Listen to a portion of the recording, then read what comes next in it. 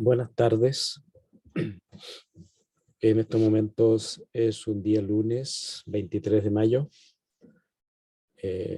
Son las 15:40 horas de la tarde. En esta ocasión voy a hacer un pequeño video, una pequeña clase grabada sobre el tema de la emergencia del personaje en la novela moderna.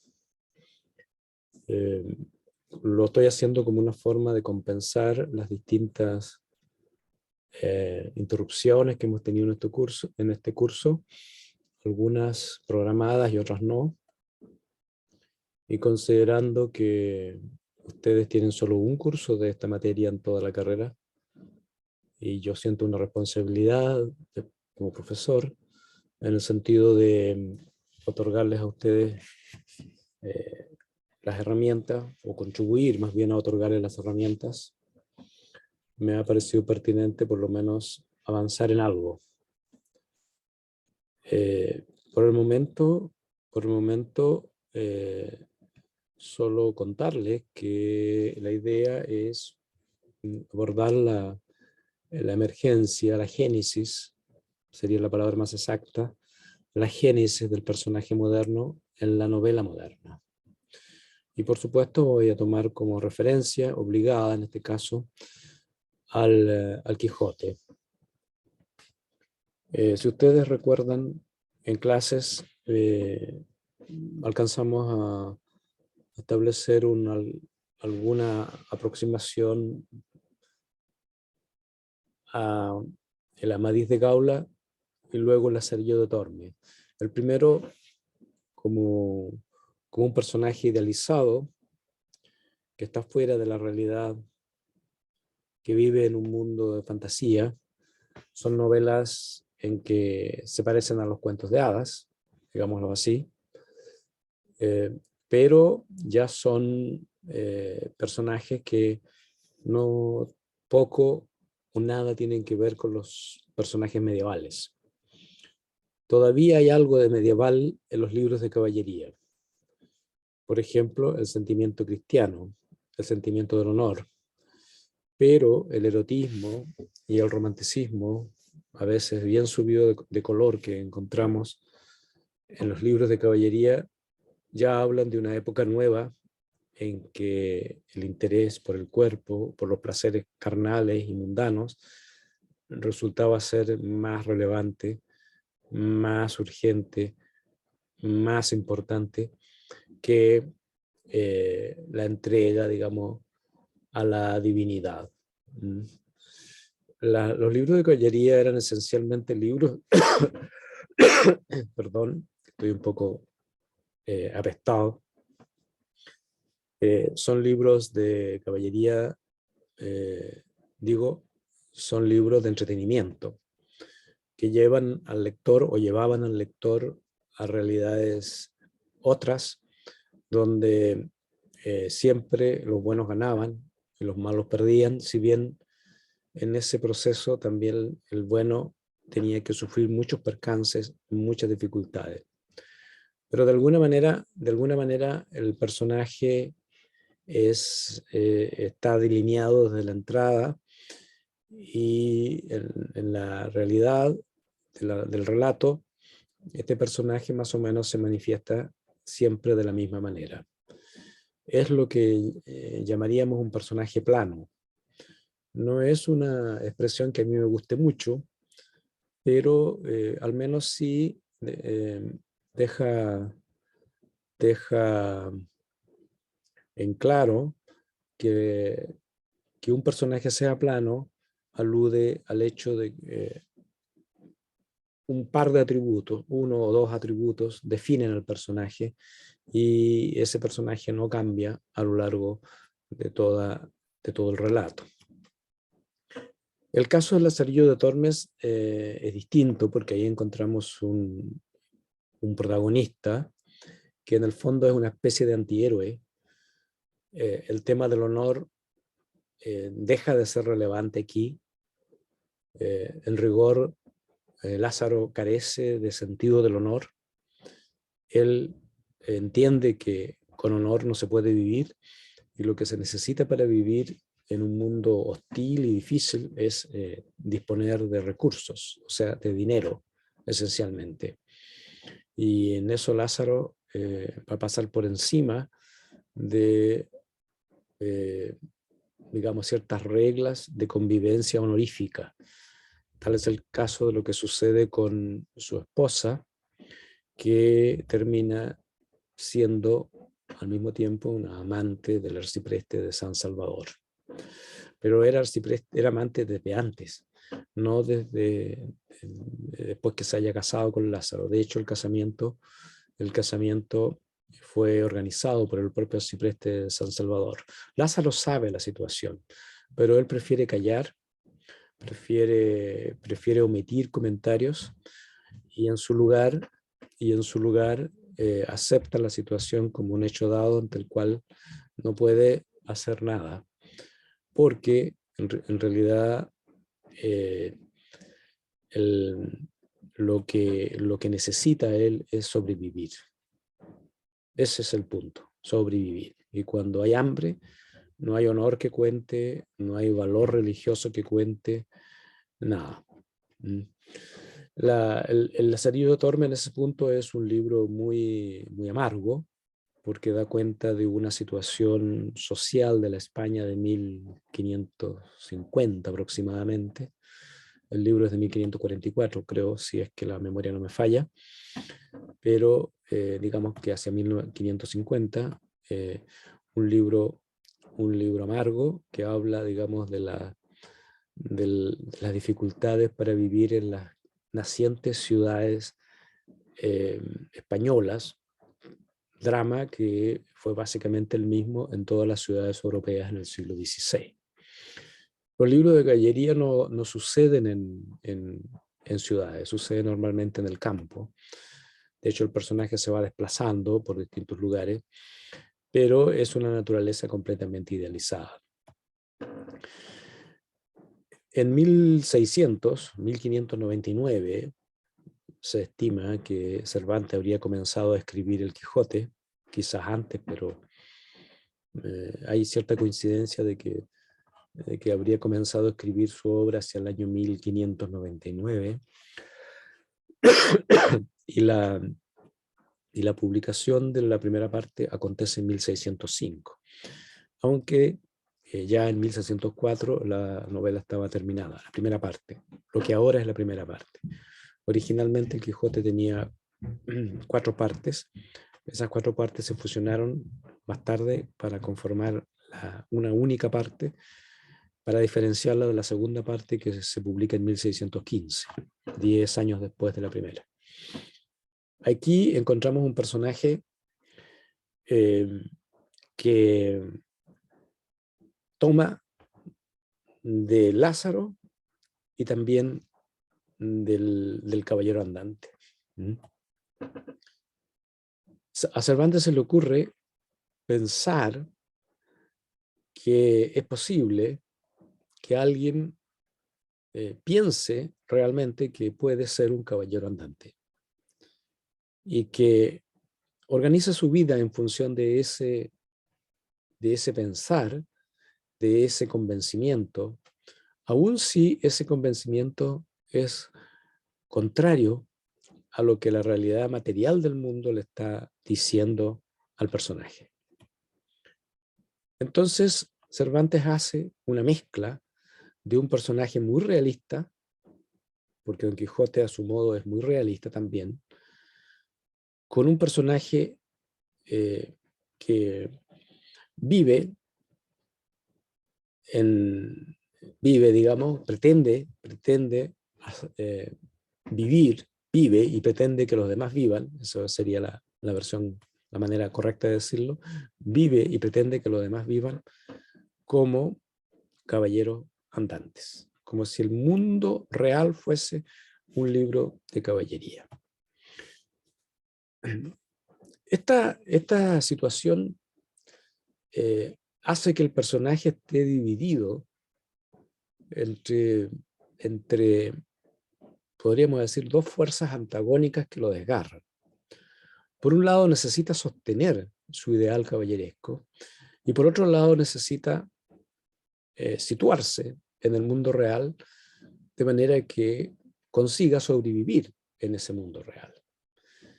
Esa dialéctica entre lo ideal y lo real, entre la idealidad de la literatura fantástica, caballeresca en este caso, y la realidad de la vida cotidiana, como las ventas, como los pequeños pueblos de la España de 1600, que eran en realidad pueblos muy pobres.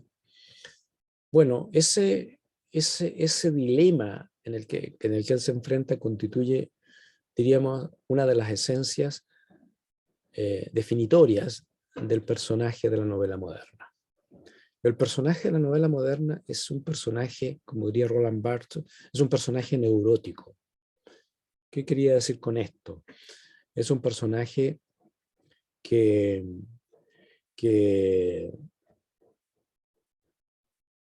está dividido entre fuerzas contrarias. Y yo he puesto aquí un poco el Quijote, nada más, como para verlo, lo voy a sacar, porque no lo he usado mucho. Pero estas fuerzas contrarias, para ilustrar, digamos, algunas cosas, estas fuerzas contrarias que están atenazando al personaje moderno y que revelan, digamos, un conflicto nunca resuelto, del todo resuelto, sino resuelto quizás como tragedia, o como una, pero no como la tragedia griega, sino como una lenta tragedia que acontece por la imposibilidad de situarse armónicamente en el mundo. Una de las características de la representación del personaje moderno es que este personaje se sitúa dentro de la realidad como una especie de extranjero. Es decir, pertenece a ella y a la vez no pertenece a ella. Quisiera estar en otra parte siempre, pero a la vez sabe que no puede estar en esa otra parte. Y ese dilema, esa dialéctica, esa tensión, produce un personaje que va mutando a veces para un lado, a veces para el otro, pero que como no puede resolver esas energías encontradas, esas fuerzas encontradas, normalmente en la novela moderna el personaje termina en una tragedia, en la muerte o en la derrota. Lo que pasa con el Quijote es lo que pasa con Madame Bovary, el personaje de Flaubert, que quiere vivir una vida muy similar a la que ella lee en las novelas de amor. Entonces busca acomodar su vida amorosa, sentimental, al modelo de la novela romántica de comienzos del siglo XIX. Flaubert, a través de este recurso, consigue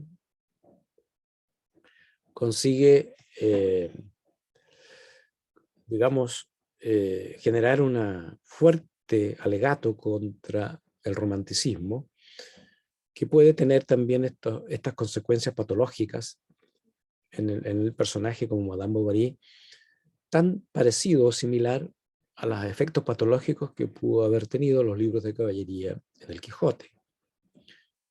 El drama de Don Quijote como personaje dividido, el drama de Madame Bovary como personaje dividido entre la exigencia de la realidad, entre adaptarse a la exigencia de la realidad y a la vez escapar de ella en una suerte de ideal que se confronta de un modo trágico con las condiciones de realidad, es lo mismo que le pasa a Raskolnikov, por ejemplo, en Crimen y Castigo, que quiere convertirse en una especie de superhombre, quiere hacer una obra magna, pasar a la historia, en fin, y entonces comete un asesinato, y luego, claro, viene todo el largo proceso de reacomodo psíquico y moral para finalmente aceptar que todo ese proyecto es una derrota y tiene que pagar por el asesinato estando en el presidio, en Siberia. Por supuesto es ayudado por una mujer que es prostituta, en fin, hay una serie de consideraciones morales que son, y religiosas, que en el caso de la literatura rusa del siglo XIX es muy importante. Pero también podríamos decir lo mismo de Arturo Cova, por ejemplo, el personaje de La Vorágine, de José Eustacio Rivera, que es un personaje que se hunde, que viaja hacia el interior de la selva en una frenética búsqueda de sí mismo, que por supuesto no consigue eh, encontrarse, salvo perderse. La novela termina con la famosa frase: y se los tragó la selva. O sea, no se supo más de ello. Los pasos perdidos de Alejo Carpentier. En fin, uno podría encontrar muchos relatos que van en esta dirección. La mente moderna es una mente conflictuada consigo misma. No estamos en los tiempos en que la fe en Dios, en la divinidad medieval, por ejemplo, generaba un orden completamente previsible.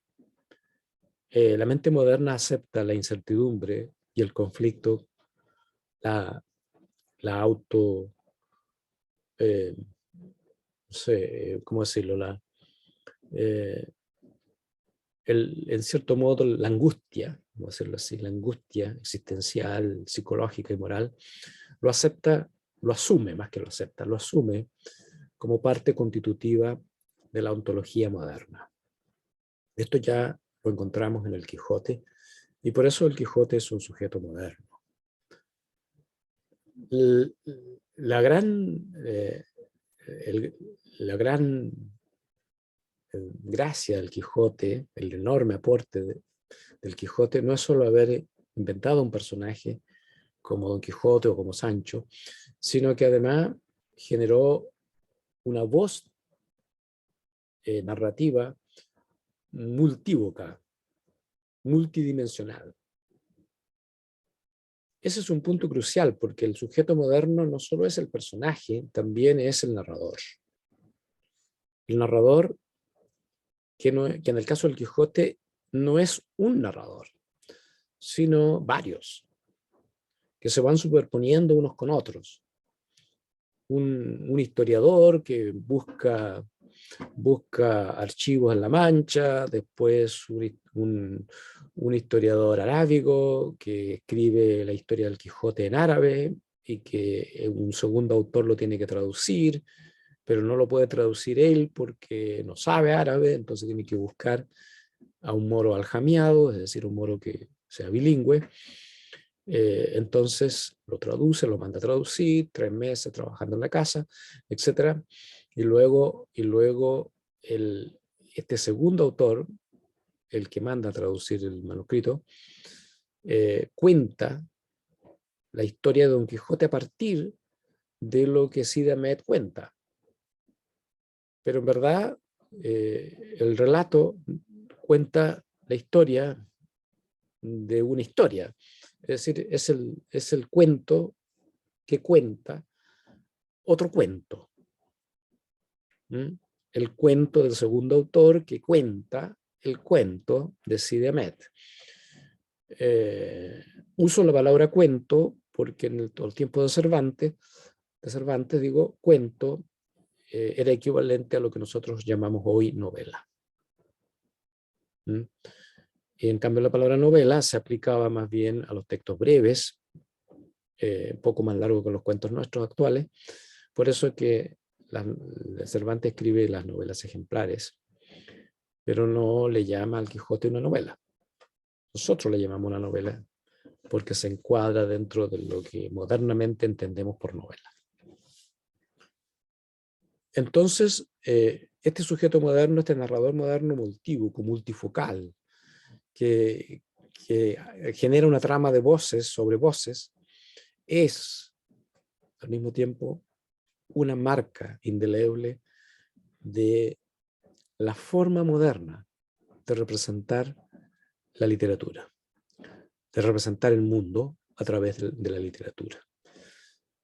Y esto es porque la noción misma de representación entra en crisis. En los tiempos modernos la noción misma de representación es en sí misma problemática, es en sí misma un desafío que hay que abordar, digamos, de distintas maneras.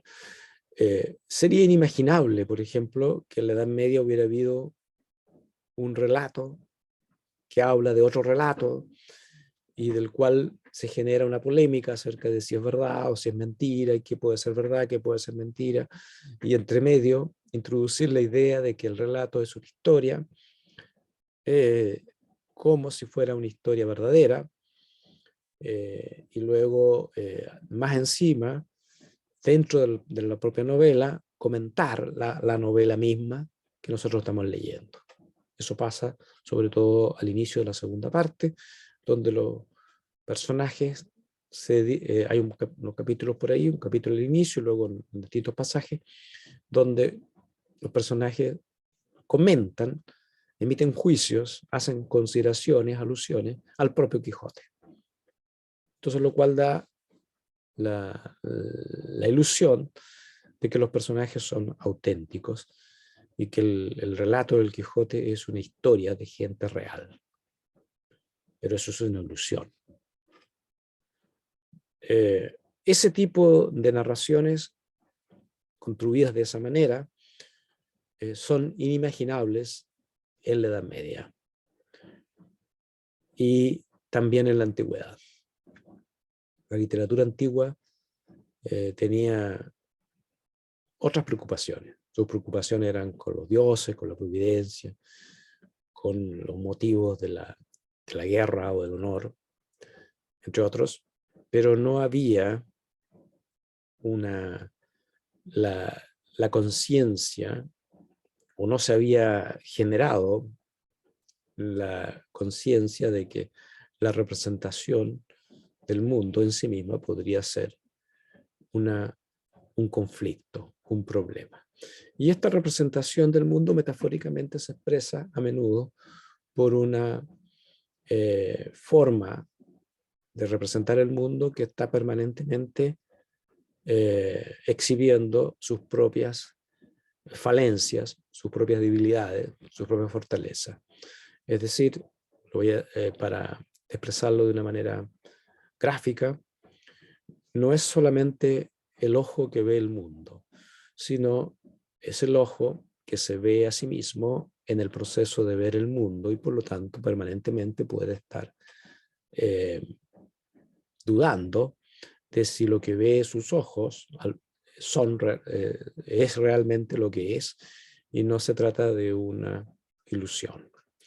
Este es el problema que a su manera, en otra perspectiva, lo planteó Descartes en su famoso discurso del método, donde él empieza a decir que es posible que todo lo que pensemos de las cosas sea un gigantesco error, nada de eso sea verdadero, que ni siquiera nosotros existamos en realidad, pero él dice que una vez hecho este ejercicio de poner en duda todo, hay algo que no se pone en duda, que es la existencia de la conciencia que piensa que tal vez no existimos. ¿Ya?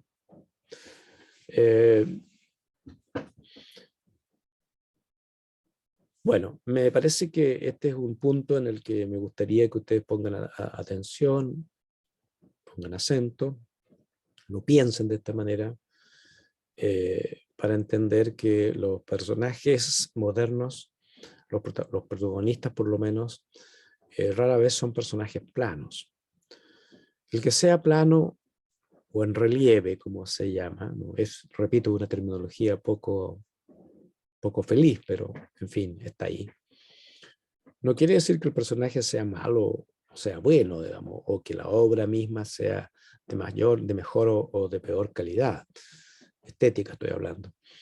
Tiene que ver con cuestiones de época, con el hecho de que hay maneras de representar las cosas en momentos históricos que son distintas. Y esa diferencia, en este caso, tratándose de la novela moderna, de la narrativa moderna en general, se manifiesta en la presencia más o menos constante de personajes que están divididos, fracturados, que sufren su propia condición de ser. El Cid no sufre por su ser, el Cid sufre por las maldades que otros han hecho, por las acusaciones que otros les han hecho y que lo expulsan del reino de Castilla. Pero Don Quijote de alguna manera sufre por sí mismo, por su propia condición de desear algo que va contra las condiciones de realidad. Raskolnikov, Madame Bovary, Arturo Cova, Aniceto Evia, caso de Hijo Ladrón, el asunto va por la misma. Por supuesto, puede haber intencionalidades más sociales o menos sociales, eso puede variar de un autor a otro, pero hay una característica que tiende a transmitirse, por lo menos hasta la literatura de mediados del siglo XX. Lo que haya venido más tarde, quizás haya que revisarlo en otro momento, pero por lo menos hasta ahí. Sería todo por ahora.